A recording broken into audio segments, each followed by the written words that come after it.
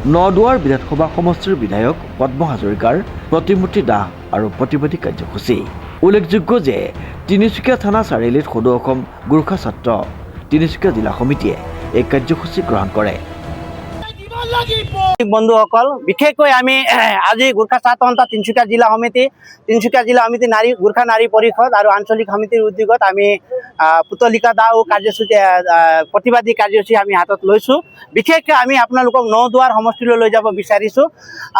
আমি আচৰিত হৈছোঁ, আমি গণতন্ত্ৰ দেশত আছোঁ নে নাই আমি আচৰিত হৈছোঁ। যি ঘটনা কালি সংঘটিত হ'ল, আমি আমাৰ প্ৰাক্তন সদৌ অসম গোৰ্খা ছাত্ৰ সন্থা প্ৰাক্তন কেন্দ্ৰীয় সমিতিৰ সন্মানীয় সভাপতি সুনীল ছেত্ৰীদেৱ কংগ্ৰেছৰ প্ৰাৰ্থী হৈ তেখেতে তাত প্ৰাৰ্থীটো আগবঢ়াইছে।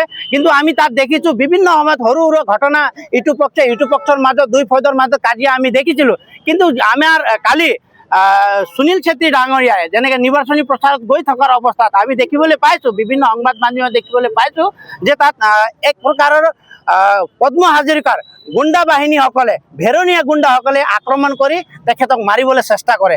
আমি এই ঘটনাক আমি তীব্ৰ নিন্দা কৰিছোঁ, গৰিহণা জনাইছোঁ আৰু আমি ভাবিছোঁ যে আমি গণতন্ত্ৰ দেশত নাই নেকি। আমাৰ সেই সদিনাখন মনত পৰে যেতিয়া আমাৰ ককা দেউতাসকলে কৈছিল গুপ্ত হত্যাৰ দিনবিলাক ঘূৰি আহিছে নেকি। আমি আচৰিত হৈছোঁ আজিৰ দিনত এয়াই নেকি সুস্থ ইলেকশ্যন বিভাগ অথবা সুস্থ নিৰ্বাচন আয়োগ।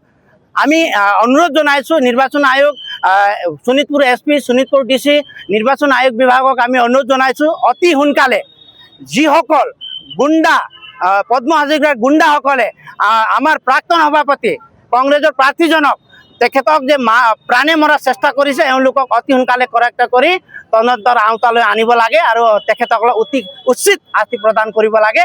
সদৌ অসম গোৰ্খা ছাত্ৰ সন্থা তিনিচুকীয়া জিলা সমিতিৰ এই এটা 69 নং নদুৱাৰ বিধানসভা সমষ্টিৰ প্ৰাৰ্থী তথা সদৌ অসম গোৰ্খা ছাত্ৰ সন্থাৰ প্ৰাক্তন সভাপতি সুনীল কুমাৰ ছেত্ৰীৰ ওপৰত চলোৱা বৰ্বৰ আক্ৰমণৰ ঘটনাক চৰম ঘৃণা আৰু তীব্ৰ ভাষাৰে গৰিহণা জনায় সদৌ অসম গোৰ্খা ছাত্ৰ সন্থা তিনিচুকীয়া জিলা সমিতিয়ে।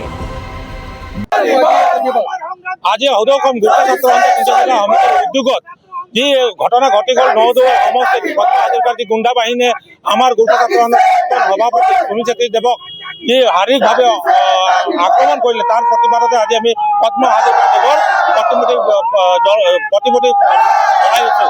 আৰু ইয়াৰ পাছতে আমি ক'ব বিচাৰিছোঁ আজি এই ঘটনাস্থলীৰ পদ্ম হাজৰিকাৰ যি গুণ্ডা বাহিনী, এই গুণ্ডা বাহিনী অতি শীঘ্ৰে অসম চৰকাৰ পুলিচ প্ৰশাসন লগতে ইলেকশ্যন কমিশ্যনে বেন লগাওক, নহ'লে আমি সদৌ অসম গোৰ্খা ছাত্ৰ সন্থা অনাদি কালত বা পৰৱৰ্তী সময়ত ইয়াতকৈ জংগী আন্দোলন গঢ়ি তুলিবলৈ বাধ্য হ'ম। কিয়নো আজি গণতন্ত্ৰৰ যি দেশ, এই গণতন্ত্ৰৰ দেশত কিন্তু আমাৰ যি দেখিছোঁ ইয়াত স্বৈৰাচাৰী তথা ৰাজ শাসন উত্তৰ কোৰিয়াত আমি যি দেখিছিলোঁ যে তাত মানে উত্তৰ কোৰিয়াৰ কিম জং যেনেধৰণে মানুহক বা ৰাজ্যক যেনেদৰে তেওঁ শাসন কৰি আছে, ঠিক তেনেদৰে পদ্ম হাজৰিকাই যি ধৰণে গুণ্ডা বাহিনী লগাই তেওঁলোকে যি গণতন্ত্ৰৰ চতুৰ্থ স্তম্ভ বা অন্যান্য স্তম্ভক তেওঁলোকে কৰাৰ যি ষড়যন্ত্ৰ কৰিছে সেই ষড়যন্ত্ৰৰ পৰা তেওঁক উদ্ধাৰ কৰাবলৈ আমি আহ্বান জনাওঁ। ইয়াৰ পাছতে মই নদুৱাৰ বাকী ৰাইজক আহ্বান জনাব বিচাৰিছোঁ যি পদ্ম হাজৰিকাৰ যি গুণ্ডা বাহিনীৰ অৱসান ঘটাবলৈ 9 তাৰিখে আপোনালোকে ইভিএম চাওক আৰু পদ্ম হাজৰিকাৰ যি গুণ্ডা বাহিনী আছে তাৰ বিৰুদ্ধে তেওঁলোকে ভোটদান জনমত কৰি তেওঁলোকে পদ্ম হাজৰিকাৰ অৱসান ঘটাওক। লগতে সংগঠনটিয়ে জানিবলৈ দিয়ে যে আৰক্ষীয়ে এই বৰ্বৰ কাণ্ডৰ লগত জড়িত থকা অপৰাধীক গ্ৰেপ্তাৰ কৰাত ব্যৰ্থ হয় তেন্তে সদৌ অসম গোৰ্খা ছাত্ৰ সন্থা তিনিচুকীয়া জিলা সমিতিয়ে তীব্ৰ গণতান্ত্ৰিক আন্দোলন গঢ়ি তুলিবলৈ বাধ্য হ'ব আৰু ইয়াৰ বাবে চৰকাৰ তথা প্ৰশাসন জগৰীয়া হ'ব।